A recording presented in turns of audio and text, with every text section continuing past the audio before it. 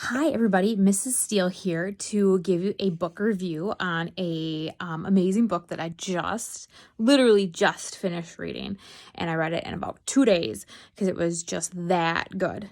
It was a recommendation from my daughter.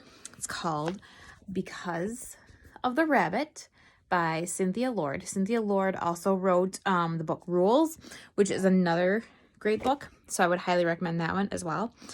Because of the Rabbit is just the cutest little story about this girl, Emma, who her dad is a game warden in Maine, and they have to go and rescue this rabbit that's caught between this fence.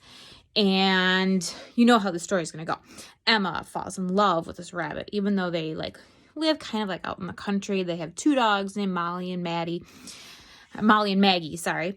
And they always have animals at their house because if the rescue center isn't open, their dad will bring these animals home. They've had beavers in their barn. Emma and her brother were homeschooled to begin with, and so they did all kinds of science projects.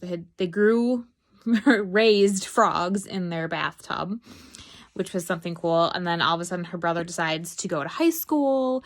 And so Emma decides that maybe she'd like to try going to public school too. So she's in 5th grade, and she has a hard time making new friends. She ends up making friends with this boy, Jack, who has some special needs, but they end up being really good friends. And part of the story, there's a little twist in the story. She gets to keep the rabbit. They take it to the rescue center. The girl looks it up in the database, and there isn't anyone missing this specific type of rabbit.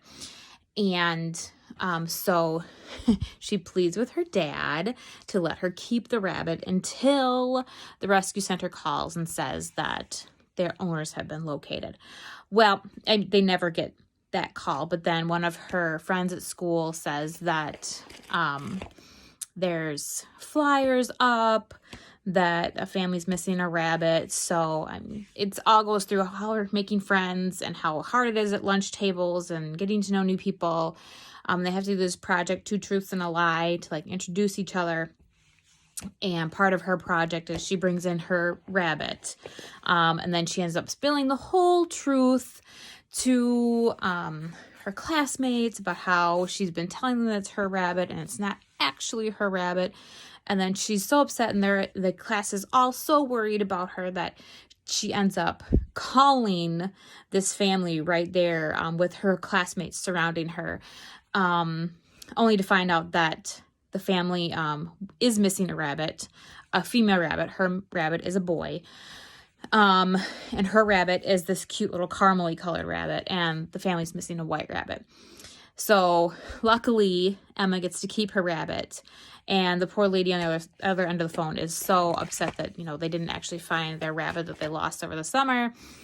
And so the woman is describing the rabbit, and Emma remembers that she saw that white rabbit at the rescue center. So she says, maybe that's your rabbit, and you can go and find it. And so, it's just a good, quick read, super fun book. If you need just a little, pick-me-up about, good-natured people doing good things for each other, learning to be nice to each other, that kind of thing. It's a really awesome book, and I would highly, highly recommend it.